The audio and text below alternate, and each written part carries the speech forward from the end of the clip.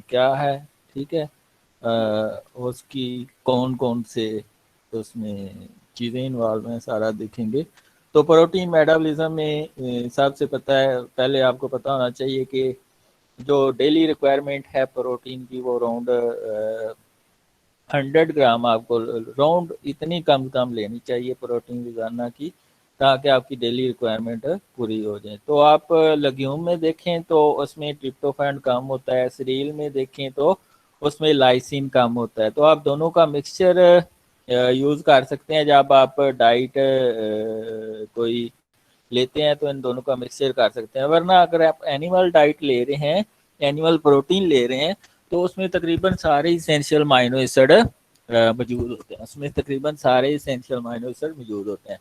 तो अगर essential amino acid की डेफिशिएंसी होगी या प्रोटीन आप डाइट में नहीं ले रहे, तो एक डिजीज होती है क्वाशिया को, और इसमें क्या हो जाता है, एडीमा हो जाता है, लीवर बड़ा हो जाता है, एब्डोमेन जो है वो बाहर निकल आती है, बल्ज आउट हो जाती है। ठीक है, तो फिर आप कंबाइंड प्रोटीन डाइट ले सकते हैं। अगर आप वेजिटेरियन है तो आप लेग्यूम और सीरियल दोनों को यूज कर सकते हैं। ठीक है, प्रोटीन टर्नओवर क्या होता है कि आप जितनी प्रोटीन लेते हैं वो डाइजेस्ट होने के बाद, इंटरनल प्रोटीन बनने के बाद, उनकी डाइजेशन के बाद वो उतनी ही एक्सक्रीट आउट होती हैं। और जितना ये इंटरनल प्रोटीन जो बॉडी के अंदर सिंथेसाइज हो रही है या आप एक्सटर्नल ले रहे हैं, ये सारी जो है एंड के ऊपर माइनो एसिड में चेंज हो जाती हैं। तो वो माइनो एसिड जो है वो आते हैं आपके ब्लड के अंदर, उसको हम माइनो एसिड पूल कहते हैं। ठीक है, तो माइनो एसिड पूल जो होता है कि टोटल जो माइनो एसिड आपके डाइटरी या टिश्यू प्रोटीन से बने हैं वो ब्लड के अंदर आए हैं, तो उसको हम माइनो एसिड पूल कहते हैं। मोस्टली इसमें ग्लूटामेट और ग्लूटामीन होता है 50% और 10% इसमें इसेंशियल माइनो एसिड होते हैं, और बकाया जो है वो 40% नॉन इसेंशियल माइनो एसिड होते हैं। सर जी, तो माइनो एसिड, हाँ जी सर ये रिपीट कर रहे हैं अमाइनो एसिड पूल।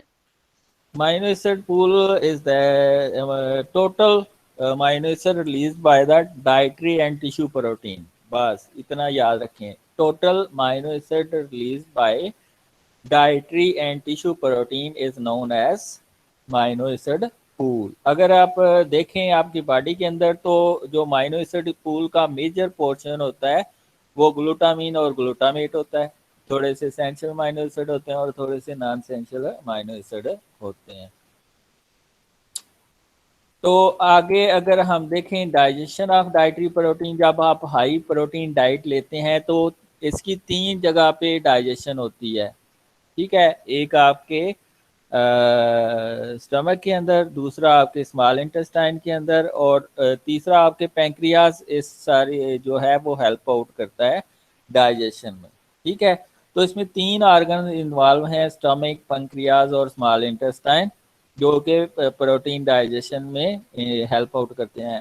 अगर आपको आज which 3 organ are involve in protein digestion, तो आप लिखेंगे stomach, pancreas and small intestine. तो सबसे पहले जब आप हाई प्रोटीन डाइट लेते हैं तो उसकी जो वो प्रोटीन है वो आती है कहाँ के ऊपर, कहाँ पे आती है, स्टमक के अंदर। तो स्टमक के अंदर 2 तरह के सेल 2 तरह की सिक्रीशन रिलीज करते हैं। 2 तरह के सेल कौन से हैं, प्रेटियल सेल और chief cell. Parietal cell HCl release करेंगे जो पीएच को डाउन कर देंगे। पीएच डाउन होगी तो माइक्रोब्स भी किल हो जाएंगे और प्रोटीन डीनेचर हो जाएगी जो आपकी आ रही है।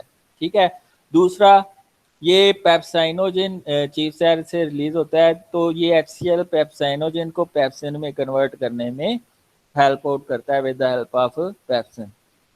तो आपको पता है पेप्सिन की जो ऑप्टिमम पीएच है वो 2.1 से लेके 2.3 होती है।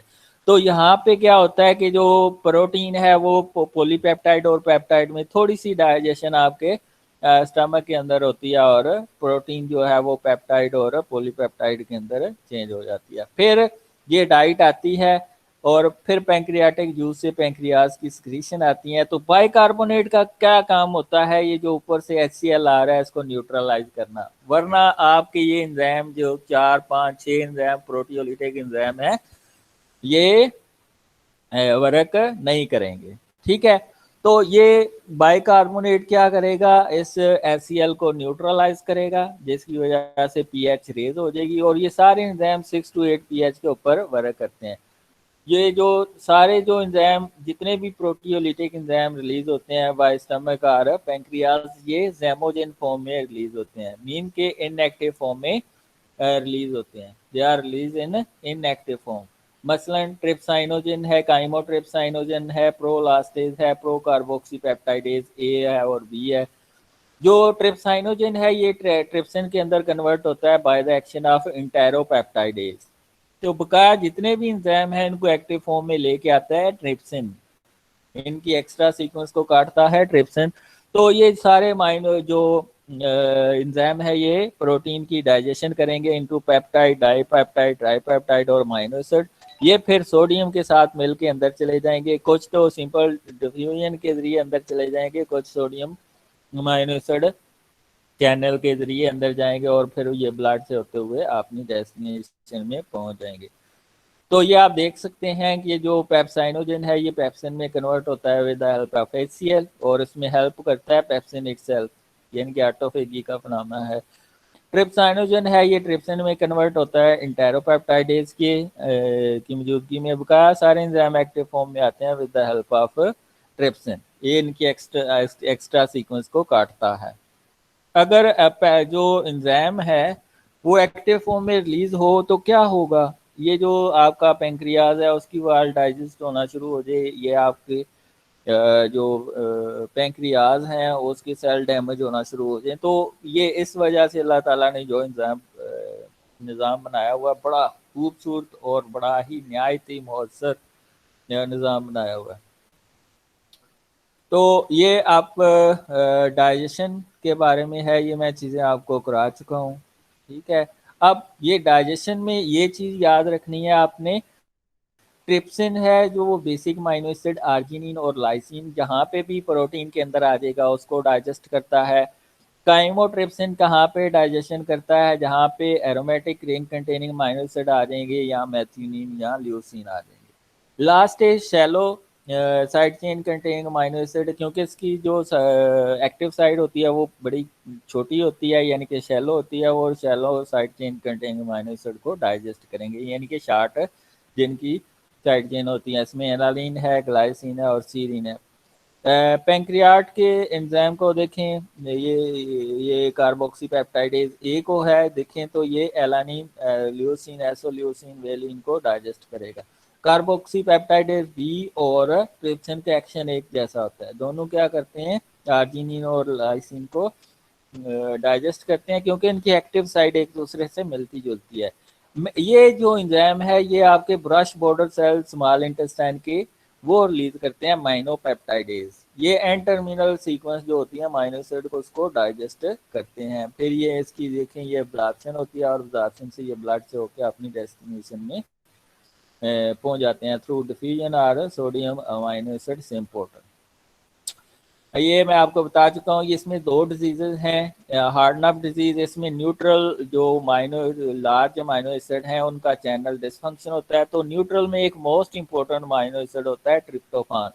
ट्रिप्टोफान अगर नहीं आ रहा तो वो लॉस हो जाएगा यूरिन के अंदर और उसकी डेफिशिएंसी हो जाएगी। तो ट्रिप्टोफान जो है अगर इसकी रीअब्जॉर्प्शन नहीं होती तो प्लेग्रा लाइक सिम्टम्स आएंगी। तो प्लेग्रा क्या होता है, ट्रिप्टोफान से एक मोस्ट इंपॉर्टेंट विटामिन बनता है नियासिन। तो नियासिन की डेफिशिएंसी से प्लेग्रा हो जाता है। प्लेग्रा में क्या होता है, आपकी स्किन उतरनी शुरू हो जाती है जिसको हम डर्मेटाइटिस कहते हैं, डिमेंशिया, न्यूरल डिजीज हो जाती है और डायरिया।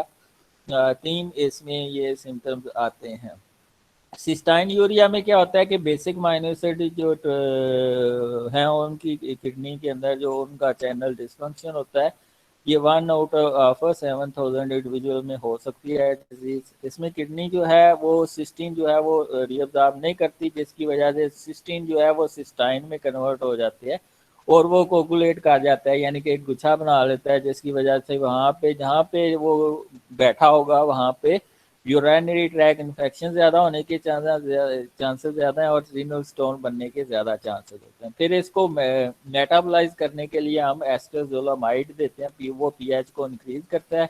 जो ही पीएच इंक्रीज होती है, जो सिस्टीन 62 मिल के सिस्टाइन बनाते हैं वो बांड टूट जाता है, डाइसल्फाइड लिंकेज टूट जाती है और दोबारा से फिर ये रिलीज होना शुरू हो जाता है बॉडी से। तो ये आपको हार्टनप डिजीज बता रही है। प्रोटीन डिग्रेडेशन के मैंने आपको दो मेथड बताए हैं, ये बहुत इंपॉर्टेंट हैं, ये आते होते हैं एग्जाम में। एक यूबिक्विटिन प्रोटियोसोम मैकेनिज्म है और एक non energy dependent degrading enzyme of lysosome, और तीसरा मेथड होता है जो आप डाइजेशन का, जिसमें आप प्रोटीन डाइटरी प्रोटीन लेते हैं। ठीक है, तो सबसे पहले है यूबिक्विटिन प्रोटियोसोम प्रोटियोलिटिक पाथवे। ये वाहिद पाथवे है प्रोटीन की डाइजेशन का जिसमें क्या होता है, एटीपी इन्वॉल्व होती है, जिसमें क्या होता है, एटीपी इन्वॉल्व होती है। ठीक है, तो लाइसोसोम एक्स्ट्रा सेलुलर प्रोटीन को डाइजेस्ट करता है और प्रोटियोसोम इंट्रा सेलुलर प्रोटीन को डाइजेस्ट करता है। तो सबसे पहले ये यूबिक्विटिन के मॉलिक्यूल आपस में मिलते हैं, पॉली यूबिक्विटिन बनता है। पॉलीयूबिक्विटिन इस प्रोटीन के साथ ट्रांसपेप्टाइड बांड बना लेता है। ट्रांसपेप्टाइड बांड क्या होता है, ये आप देख सकते हैं। ट्रांसपेप्टाइड बांड इसमें जो आपकी ये देखें, यूबिक्विटिन जो है of the target substrate occur when through linkage of the alpha carboxylic group of glycine of ubiquitin to lysine, जो कि साइड चेन का माइनो ग्रुप है, वो लिंकेज में इन्वॉल्व होता है। यानी कि इस प्रोटीन के ऊपर जो लाइसिन है, लाइसिन की साइड चेन के ऊपर होता है माइनो ग्रुप। वो माइनो ग्रुप इस यूबिक्विटिन के कार्बोक्सिलिक ग्रुप, किस माइनो एसिड के कार्बोक्सिलिक ग्रुप, ग्लाइसिन के कार्बोक्सिलिक ग्रुप के साथ पेप्टाइड बॉन्ड बनाता है। वो पेप्टाइड बॉन्ड ऑर्डिनरी नहीं होता, बल्कि उसको ट्रांस पेप्टाइड कहते हैं। मोस्टली क्या होता है, अल्फा माइनो ग्रुप के साथ अल्फा कार्बोक्सिलिक ग्रुप लगता है, लेकिन यहाँ पे साइड चेन का माइनो ग्रुप लाइसिन इस कार्बोक्सिलिक ग्रुप के साथ पेप्टाइड बॉन्ड बनाता है, जिसको हम ट्रांस पेप्टाइड बॉन्ड कहते हैं। तो पॉलीयूबिक्विटिन और प्रोटीन का कम्प्लेक्स बनता है। पॉलीयूबिक्विटिन को रिकग्नाइज करता है प्रोटियोसोम। तो प्रोटियोसोम जब अंदर जाता है तो अपने साथ प्रोटीन भी लाया जाता है और इसमें एटीपी हेल्प करती है, और वहाँ पे इसकी नॉन स्पेसिफिक प्रोटीएसेस के मौजूदगी में डाइजेशन होती है अमीनो एसिड और पेप्टाइड के अंदर। दूसरा मेथड है chemical signal for protein degradation के। इसके अंदर एन टर्मिनल के ऊपर कौन से अमीनो एसिड हैं वो इन्फ्लुएंस करते हैं डाइजेशन को। ठीक है, तो इसमें ये है कि जो एन टर्मिनल के ऊपर अगर सीरीन अमीनो एसिड आ गया तो वो लॉन्ग लाइफ प्रोटीन होगी, और अगर एन टर्मिनल के ऊपर अस्पार्टिक एसिड आ गया तो वो उसकी हाफ लाइफ 3 मिनट्स होगी। इसके अलावा पेस्ट सीक्वेंस है, अगर पेस्ट का मतलब है proline glutamate serine threonine. Proline P से, ग्लूटामेट को ई से रिप्रेजेंट करते हैं अगर सिंगल लेटर कोड को देखें। ठीक है, अगर सिंगल लेटर कोड को देखें तो इसको ई से रिप्रेजेंट करते हैं, और एस सीरीन है और टी इसमें थ्रियोनिन है। तो अगर ये आ रही है सीक्वेंस 4 इकट्ठी तो ये जल्दी से प्रोटीन को डिग्रेड कर देंगे। इसके अलावा एंजाइमेटिक मेथड है जो कि आपकी डाइजेशन का प्रोसेस है, जिसमें trypsin chymotrypsin last is carboxypeptidase A और बी ये डाइजेशन करते हैं। इसकी एक्सप्लेनेशन मैं आपको पहले दे चुका हूँ। अब amino acid that form oxaloacetate, the amino acid that form oxaloacetate। तो इसमें दो हैं, एक स्पारेजीन है और दूसरा स्पार्टिक एसिड। एक स्पारेजीन है और दूसरा स्पार्टिक एसिड है। तो स्पारेजीन के ऊपर स्पारेजिनेज एंजाइम एक्ट करता है तो उसका अमीनो ग्रुप रिमूव हो जाता है, वो स्पार्टिक एसिड में चेंज हो जाता है। स्पार्टिक एसिड के ऊपर स्पार्टेट माइनो ट्रांसफरेज एंजाइम एक्ट करता है तो वो oxaloacetate में चेंज हो जाता है। तो अस्पारेजीन जहाँ पे कोई कैंसर होता है तो वहाँ पे इसकी एक्टिविटी बहुत ज़्यादा होती है, यानी कि वहाँ पे इसकी रिक्वायरमेंट बहुत ज़्यादा होती है, वहाँ पे ये एसेंशियल हो जाता है। तो अस्पारेजिनेज एंजाइम दिया जाता है जिनको कैंसर वगैरह हो जाता है, ताकि अस्पारेजीन की ज़्यादा से ज़्यादा डाइजेशन हो। तो ये आप देखें, अस्पारेजीन के ऊपर अस्पारेजिनेज एंजाइम एक्ट किया, माइनो ग्रुप इसका ये रिमूव हुआ साइड चेन का, तो ये कार्बोक्सिलिक ग्रुप में चेंज हो गया। ठीक है, फिर अस्पार्टिक एसिड जो है वो ऑक्सालो एसीटेट के अंदर चेंज हो गया अस्पार्टेट माइनर ट्रांसफेज की मौजूदगी में। तो ये मोस्टली जो कीटो एसिड माइनर ग्रुप लेता है, किसी का माइक आना है ऑफ कर दें। ये जो अल्फा कीटो ग्लूट्रेट है ये माइनो ग्रुप लेता है किसी भी माइनो एसिड से, और ये ग्लूटामिक एसिड के अंदर चेंज हो जाता है। ये किस में चेंज हो जाता है? ग्लूटामिक एसिड के अंदर चेंज हो जाता है। ठीक है,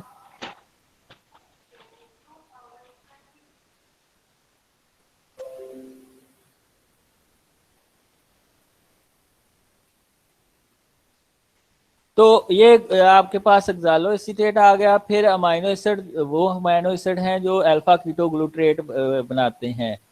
तो ग्लूटामीन के ऊपर ग्लूटामिनेज एंजाइम ऐड करता है, वो ग्लूटामेट में चेंज होता है। ग्लूटामेट के ऊपर ग्लूटामेट डिहाइड्रोजिनेज एंजाइम ऐड करता है, तो अमाइनो ग्रुप रिमूव होता है, तो वो अल्फा कीटो ग्लूट्रेट में चेंज हो जाता है।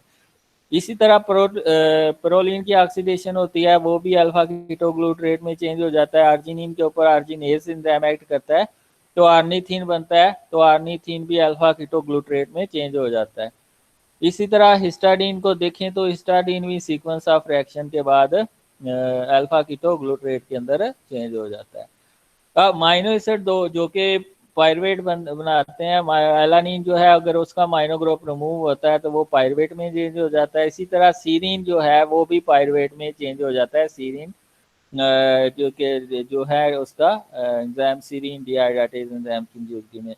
ग्लाइसिन है, ये दो पाथवे तैयार कर सकता है। इससे ग्लाइसिन से सीरीन भी जनरेट हो जाती है और सीरीन से पायरुवेट जनरेट होता है। और ग्लाइसिन की जब ऑक्सीडेशन होती है डायरेक्टली ये कार्बन डाइऑक्साइड और अमोनिया के अंदर चेंज हो सकता है।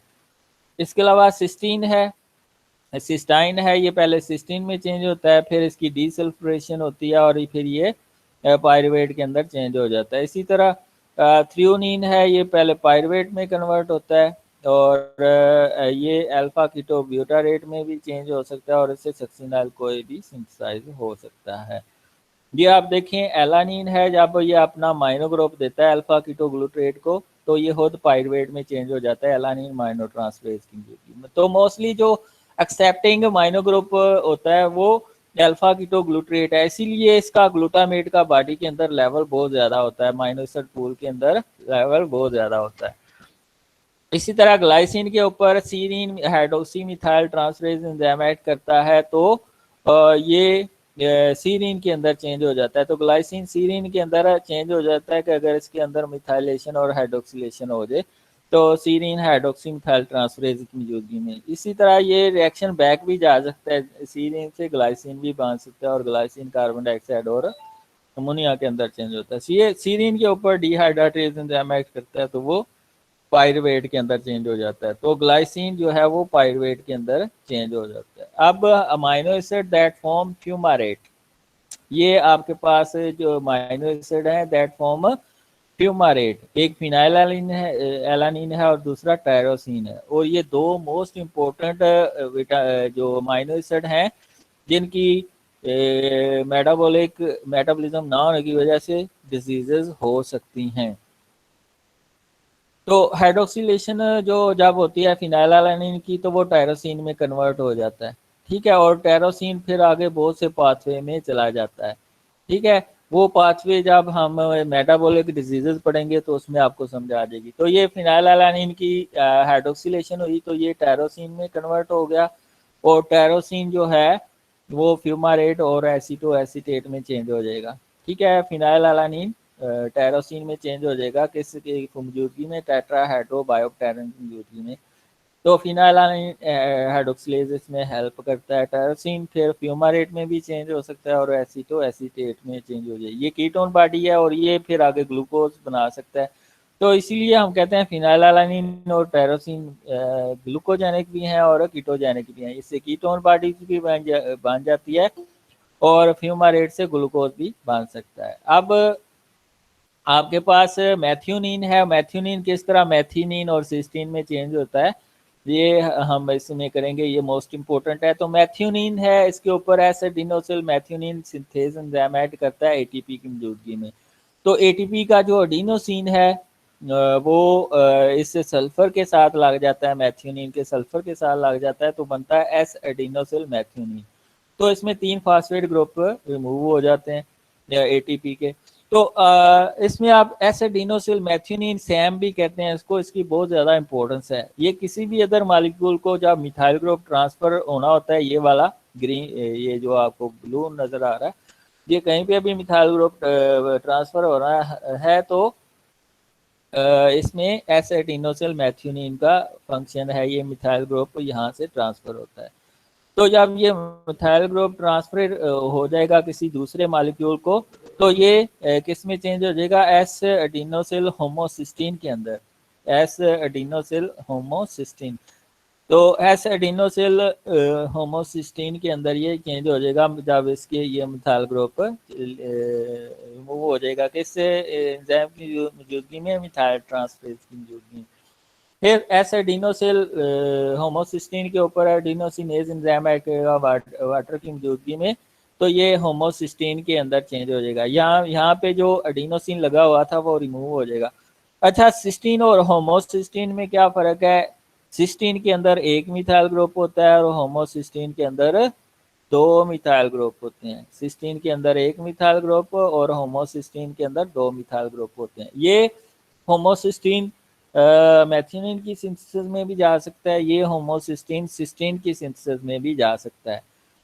किस तरह ये मैथ्यूनिन की सिंथेसिस में जाता है, तो इसमें एक एंजाइम होता है जिसको होमोसिस्टीन मिथाइल ट्रांसफरेज कहते हैं। इसको कोफैक्टर 2 चाहिए होते हैं, एक मिथाइल टेट्राहाइड्रोफोलेट, दूसरा मिथाइल कोबालामीन। तो ये होमोसिस्टीन जो है वो एसेंशियल अमीनो एसिड मैथ्यूनिन में कन्वर्ट हो जाएगा। होता क्या है, ये मिथाइल ग्रुप इधर आके लग जाता है तो ये मैथ्यूनिन में कन्वर्ट हो जाता है। ठीक है, दूसरा है होमोसिस्टीन, सिस्टीन में कन्वर्ट होता है। तो इसमें क्या होता है, 2 एंजाइम मोस्ट इंपॉर्टेंट, ये सिस्टाथायोन सिंथेज की मोस्ट लोगों के अंदर ये डेफिशिएंसी होती है, तो इसमें होमोसिस्टीन है वो सिस्टीन के अंदर कन्वर्ट नहीं होता और होमोसिस्टीन की वजह से फिर वेरियस डिजीजेज हो जाती हैं जब होमोसिस्टीन का जब लेवल ज़्यादा हो जाता है।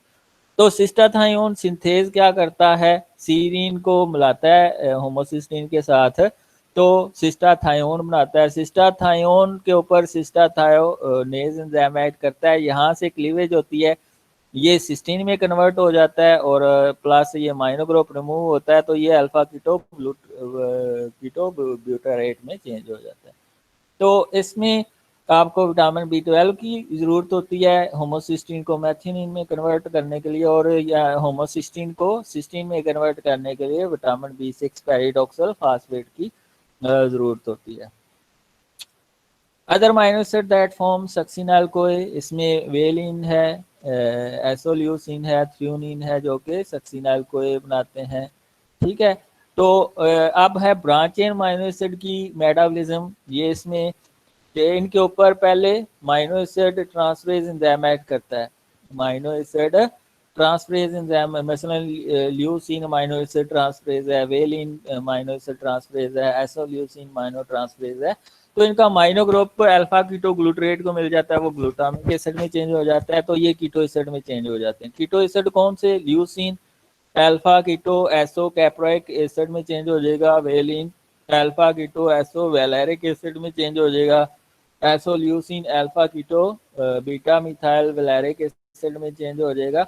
तो इसकी ऊपर फिर कीटो एसिड डिहाइड्रोजिनेज कम्प्लेक्स, हमने 3 कम्प्लेक्स पढ़े हैं बॉडी के अंदर। एक है पायरुवेट डिहाइड्रोजिनेज कम्प्लेक्स जो कि 3 एंजाइम का कम्प्लेक्स है। दूसरा हमने पढ़ा है alpha keto glutarate dehydrogenase complex, और तीसरा ये कीटो एसिड डिहाइड्रोजिनेज कम्प्लेक्स है जिसमें 3 एंजाइम का कम्प्लेक्स होता है। जब ये वर्क करता है तो इससे एसोवेलराइक को ये बनता है, फिर एसोब्यूट्राइल को ये बनता है, फिर अल्फा मिथाइल ब्यूट्राइल को ये बनता है। तो इससे जो एसीटो एसीटेट बनते हैं और एसीटाइल को ये कीटोन बॉडी है। तो ल्यूसिन और लाइसिन से ये कीटोन बॉडीज बनती हैं। फिर एसोब्यूट्राइल को ये और अल्फा मिथाइल ब्यूट्राइल को है, इनसे क्या बनता है, सक्सिनाइल को, और ये जो है ग्लूकोन्यूजेनिक भी है। ठीक है, तो प्रोपोनाइल कोए बनता है, तो प्रोपोनाइल कोए वेरियस रिएक्शंस के बाद सक्सिनाइल कोए में चेंज हो जाता है। तो कौन से अमीनो एसिड हैं जो ट्रांसमाइनेशन शो करते हैं, ऑलमोस्ट सारे amino acid transamination reaction show करते हैं, 3 को छोड़ के। इसमें वो 3 कौन कौन से हैं? लाइसिन, थ्रियोनिन और सम टाइम इसमें प्रोलिन भी शामिल होता है, जो कि ये ट्रांसमाइनेशन रिएक्शन होते हैं और ये लिवर के अंदर होते हैं ट्रांसमाइनेशन रिएक्शन। और इसको इंड्यूस करने वाली चीज़ ग्लूकोकार्टिकाइड यानी कि ग्लूकोन्यूजेंसेस के हार्मोन इन्वॉल्व होते हैं, मसलन ग्लूकागान और ग्लूकोकार्टिकाइड। तो जब कोई भी अमाइनो एसिड अपना अमाइनो ग्रुप देता है अल्फा कीटो ग्लूट्रेट को, तो वो ग्लूटामिक एसिड में चेंज हो जाता है और अमाइनो एसिड कीटो एसिड में चेंज हो जाता है। तो इसमें दो जो ट्रांसमाइनेशन रिएक्शन करते हैं, एलानिन अमाइनो ट्रांसफरेज और अस्पार्टेट अमाइनो ट्रांसफरेज, ये बहुत इंपॉर्टेंट है, खासकर ये एलानिन माइनो ट्रांसफरेज। एलानिन माइनो ट्रांसफरेज क्यों इंपॉर्टेंट है? क्योंकि ये लिवर इन्फेक्शन, लिवर सिरोसिस और हेपेटाइटिस को मैयर करने का एक मानना है। इसको हम SGTP भी कहते हैं, GPT भी कहते हैं। S mean serum glutamate pyruvate ट्रांसमाइनेज, और इसको हम SGOT भी कहते हैं, एस्पार्टेट अमाइनो ट्रांसफरेज को। इसको हम सीरम ग्लूटामेट एक्सालो एसीटेट ट्रांसमाइनेज भी कहते हैं। तो ये आपको पता है, ये जो एलानिन माइनो ट्रांसफरेज है, ये टॉक्सिक हेपेटाइटिस यानी कि कोई हैवी मेटल की वजह से टॉक्सिसिटी हो गई है, या वायरल इन्फेक्शन की वजह से हेपेटाइटिस हो गया है और उसकी वजह से फिर सिरोसिस हो गई है, तो इसमें एलानिन माइनो ट्रांसफरेज का लेवल बढ़ जाएगा। एसगोट भी इम्पोर्टेंट है, एस्पार्टेट माइनो ट्रांसफरेज भी इम्पोर्टेंट है, क्योंकि ये मायोकार्डियल इंफार्क्शन और पल्मोनरी डिसऑर्डर को मेजर करने का एक टूल है। फंक्शन ये ट्रांसमाइनेशन करते हैं, नॉन एसेंशियल अमाइनो एसिड भी ट्रांसमाइनेशन करते हैं। अब ऑक्सीडेटिव डीमाइनेशन किसकी होती है? एल ग्लूटामिक एसिड डिहाइड्रोजिनेज की। ये जो ग्लूटामिक एसिड है, इसके ऊपर ग्लूटामेट डिहाइड्रोजिनेज एंजाइम एक्ट करता है। ये अपने हाई एनर्जी इलेक्ट्रॉन या तो NAD को देगा या NADP को देगा, और वो NADH या NADPH में चेंज हो जाएंगे। तो इसमें या तो NAD को फैक्टर चाहिए होता है या NADP को फैक्टर चाहिए होता है फॉर इट्स फंक्शनिंग। ऑक्सीडेटिव डीमाइनेशन भी कुछ इंजाम करते हैं जो ऑक्सीडेशन के जरिए माइनो ग्रुप को रिमूव करते हैं, ठीक है। नॉन ऑक्सीडेटिव इसमें एलान वो है आपका ग्लूटामेट डिहाइड्रोजिनेज एंजाइम है, जो हमने अभी पढ़ा है। नॉन ऑक्सीडेटिव डीएमाइनेशन कौन से करते हैं? मसलन थ्रियोनिन है, इसके ऊपर से डीएमाइनेज एंजाइम एक्ट करता है, तो ये इसमें ऑक्सीडेशन नहीं हो रही, तो अमोनिया रिलीज हो रहा है। इसी तरह सिस्टीन है, इसकी डीसल्फ्यूरेशन हो रही है डीसल्फ्यूरेज एंजाइम की मौजूदगी में, तो ये डायरेक्ट पायरुवेट में चेंज होता है, इसमें ऑक्सीडेशन इन्वॉल्व नहीं है। इसी तरह हिस्टाडीन की जो है डीएमाइनेशन होती है हिस्टाडाइज एंजाइम की मौजूदगी में, ये भी नॉन ऑक्सीडेटिव प्रोसेस है। तो ग्लूटामिन एस्पारेजिन से अमाइनो ग्रुप ग्लूटामिनेज या एस्पारेजिनेज एंजाइम की मौजूदगी में अमाइनो ग्रुप रिमूव होता है, तो ये भी नॉन ऑक्सीडेटिव एंजाइम है। तो ये दो एंजाइम एंटी ट्यूमर भी होते हैं, क्योंकि ये दोनों ग्लूटामिन और एस्पारेजिन ट्यूमर जो प्रोड्यूसिंग सेल्स होते हैं उनको बहुत ज़्यादा चाहिए होते हैं, तो ये दो एंजाइम ट्यूमर को कम कर सकते हैं, उसकी एफिशिएंसी को कम कर सकते हैं। तो इसके अलावा कुछ माइनो एसिड ऑक्सीडेजेस भी होते हैं जो कि माइनो एसिड की मेटाबॉलिज्म में हेल्प आउट करते हैं। इसमें लिवर और किडनी और प्रोक्सीसोम्स में अंदर होते हैं, लेकिन ये बहुत कम होते हैं, ठीक है। ये एल माइनो एसिड ऑक्सीडेज जो है वो बहुत कम होते हैं हमारी बॉडी के अंदर, जो कि ऑक्सीडेशन करते हैं किसकी मौजूदगी में? FMN की मौजूदगी में। तो एल अमाइनो एसिड के ऊपर L amino acid oxidase enzyme act करता है, तो ये अल्फा कीटो एसिड के अंदर चेंज हो जाते हैं और FMNH2 में चेंज हो जाता है। फिर आपने ये इलेक्ट्रॉन ये फ्री रेडिकल को देता है, ये हाइड्रोजन परऑक्साइड में चेंज हो जाता है और उसके ऊपर कैटालिसिस एंजाइम एक्ट करता है और वाटर रिलीज होता है। ये रिएक्शन बहुत कम होते हैं बॉडी के अंदर। आगे है यूरिया साइकिल। यूरिया साइकिल में हमने 5 रिएक्शन पढ़े हैं। सबसे पहले कार्बन डाइऑक्साइड, अमोनिया और ATP आपस में मिलते हैं, कार्बामाइल फास्फेट बनता है, कार्बामाइल फास्फेट सिंथेटेज 1 की मौजूदगी में। इसके साथ आर्निथिन बनता है, तो सिट्रोलिन बनता है। सिट्रोलिन आता है किसके अंदर? साइटोप्लाज्म के अंदर। ये 2 रिएक्शन माइटोकॉन्ड्रिया के अंदर हो रहे हैं, 3 रिएक्शन साइटोप्लाज्म के अंदर होंगे।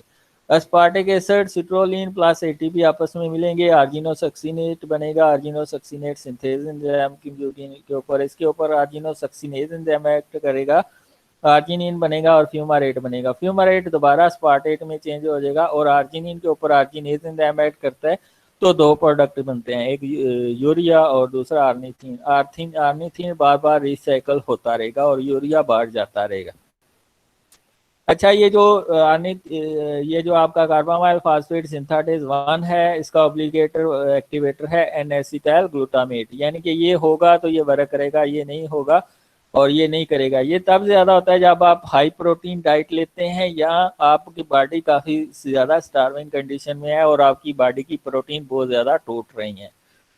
तो आगे अर्निथिन ट्रांसकार्बामाइलेज जो है वो सिट्रोलिन प्रोड्यूस करेगा, सिट्रोलिन फिर अस्पार्टिक एसिड से मिलेगा और उससे आर्जिनोसक्सिनेट बनेगा, आर्जिनोसक्सिनेट से आर्जिनिन और फ्यूमारेट बनेंगे, आर्जिनिन के ऊपर आर्जिनेज एंजाइम एक्ट करेगा और यूरिया बनेगा। ये यूरिया साइकिल की रेगुलेशन मैंने बताया था एन-एसिटाइल ग्लूटामेट से होती है और दूसरी स्टार्विंग कंडीशन में ये यूरिया साइकिल तेज हो जाता है और इसमें ग्लूकोकार्टिकाइड भी इसको एक्टिवेट करते हैं। ये नॉर्मल लेवल हुआ है, कौन से केसेस हैं जिसमें यूरिया का लेवल बढ़ जाता है? प्रीनिनल में हाई प्रोटीन लाइट है या increase protein catabolism during starvation है, गैस्ट्रो इंटेस्टाइनल हेमरेज है, इस कंडीशन में ये बढ़ जाते हैं। रीनल काजल में क्या है? क्रोनिक रीनल फेलियर है, एक्यूट ग्लोमेरुलोनेफ्राइटिस है, नेफ्रोसिक्लोरोसिस है यानी कि हार्डनिंग ऑफ योर नेफ्रॉन्स। इसके अलावा उनके अंदर कोई इन्फेक्शन हो गया तब ये यूरिक एसिड का लेवल यूरिया का लेवल बढ़ जाता है। पोस्ट रीनल काजेज कौन कौन से हैं? रीनल स्टोन, प्रोस्टेट कैंसर या प्रोस्टेट एनलार्जमेंट, मैलिग्नेंट स्ट्रक्चर। क्या हो जाता है कि प्रोस्टेट कैंसर की वजह से यूरेटर जो है वो कंस्ट्रक्ट कर जाती हैं और यूरिनेशन में प्रॉब्लम आती हैं। डिक्रीज ब्लड यूरिया लेवल, जहाँ तो आपका लीवर खराब है, लीवर खराब है तो इसका मतलब है यूरिया साइकिल नहीं होगा, यूरिया साइकिल नहीं होगा तो इसका मतलब है यूरिया का लेवल बढ़ जाएगा। लो प्रोटीन डाइट, वाटर टेंशन में ये यूरिया का लेवल कम हो जाता है। तो आगे हम ये इसके डिसऑर्डर पढ़ चुके हैं डिटेल के अंदर, आगे भी आएंगे उसको हम डिस्कस करेंगे। एल्बिनिज्म कब होती है? एल्बिनिज्म में क्या होता है? टायरोसिनेज एंजाइम की डेफिशिएंसी हो जाती है जिसकी वजह से पिगमेंट मेलानिन नहीं बनता और मेलानिन पिगमेंट नहीं बनेगा तो वाइट हेयर और पिंक स्किन होगी। दूसरी डिजीज है एल्केप्टन यूरिया। एल्केप्टन यूरिया भी टायरोसिन डिग्रेडेशन का एंजाइम है और इसमें होमोजेनेटिक एसिड डाईऑक्सीजनेज एंजाइम की डेफिशिएंसी हो जाती है। इसमें जब आप यूरिन करते हैं तो उसकी ऑक्सीजन की मौजूदगी में वो डार्क कलर का हो जाता है, इसमें एरेथ्राइटिस भी हो जाती है और स्पॉट्स भी आ जाते हैं आपके स्किन के ऊपर। आर्जिनेमिया, आर्जिनेज एंजाइम की डेफिशिएंसी में ये यूरिया साइकिल में होती है और मेंटल रिटार्डेशन वोमिटिंग हो सकती है इसमें। आर्जिनोसक्सिनेक एसिडेमिया कब होता है? यूरिया साइकिल में आर्जिनोसक्सिनेज एंजाइम की मौजूदगी में और इसमें वोमिटिंग और कन्वर्शन और डेथ भी हो सकती है। सबसे इंपॉर्टेंट ये डिजीज है कार्बामाइल फास्फेट सिंथेटेज 1 की डेफिशिएंसी। इसमें यूरिया साइकिल में होती है, इसमें कार्बामाइल फास्फेट सिंथेटेज 1 की जो है वो डेफिशिएंसी होती है। इसमें लेथार्जी, कन्वर्शन और अर्ली डेथ हो जाती है क्योंकि नर्वस सिस्टम डैमेज हो जाता है और बॉडी कोमा में चली जाती है और फिर अल्टीमेटली डेथ हो जाती है। होमोसिस्टाइन यूरिया में होमोसिस्टीन जो है उसकी जो है डाइजेशन नहीं होती due to the deficiency of cystathionine beta synthase और इसमें फॉल्टी बोन होती है, डेवलपमेंट और मेंटल रिटार्डेशन हो सकती है। मैपल सिरप डिजीज में क्या होता है? जो ब्रांच चेन अमीनो एसिड है उनकी मेटाबॉलिज्म रुक जाती है branch chain alpha ketoacid dehydrogenase complex की डेफिशिएंसी में, जिसमें वोमिटिंग, कन्वर्शन, मेंटल रिटार्डेशन और अल्टी डेथ हो सकती है। मिथाइल मैलोनिक एसिडेमिया में क्या होता है कि जो प्रोपोनाइल कोई है वो सक्सिनाइल कोई में चेंज नहीं होता म्यूटेज की डेफिशिएंसी की वजह से, जिसकी वजह से वोमिटिंग, कन्वर्शन, मेंटल रिटार्डेशन और अर्ली डेथ हो सकती है। फिनाइल कीटोन यूरिया में क्या होता है कि फिनाइलएलानाइन हाइड्रोक्सिलेज की डेफिशिएंसी होती है जिसमें न्यूनेटल वोमिटिंग, मेंटल रिटार्डेशन हो सकती है। तो इसमें आप देखें अगर फिनाइलएलानाइन हाइड्रोक्सिलेज एंजाइम नहीं वर्क कर रहा तो ये जो फिनाइलएलानाइन है ये फिनाइल कीटोन के अंदर चेंज हो जाएगा, फिनाइलएलानाइन फिनाइल कीटोन के अंदर चेंज हो जाएगा और कीटोन बॉडीज के अंदर इजाफा हो जाएगा। तो अगर ये कीटोन बॉडी ज़्यादा आ रही हैं तो इससे मेंटल रिटार्डेशन, मस्टी आर्डर तो इसका हल क्या है, राइट लो इन फिनाइलएलानाइन। स्पार्टेट में आपने नहीं लेना, आर्टिफिशियल स्वीटनर है, इसमें फिनाइलएलानाइन होती है। तो इम्पोर्टेंट डाइट लेनी है जो आपके न्यूट्रिशन के लिए ज़रूरी होती है ड्यूरिंग प्रेगनेंसी, और इसमें माइक्रोसेफेली के होने के ज़्यादा चांसेस होते हैं बेबी को। टेरोसिनेज एंजाइम की डेफिशिएंसी से जो मेलानिन पिगमेंट नहीं बनता और अल्बिनिज्म हो जाती है। होमोजेनेस्टिक एसिड ऑक्सीडेज की डेफिशिएंसी से कौन सी डिजीज हो जाती है, एल्केप्टन यूरिया, जिसमें डार्क अक्रोनसिस स्पॉट आ जाते हैं स्किन के ऊपर, और रेथराइटिस हो जाती है।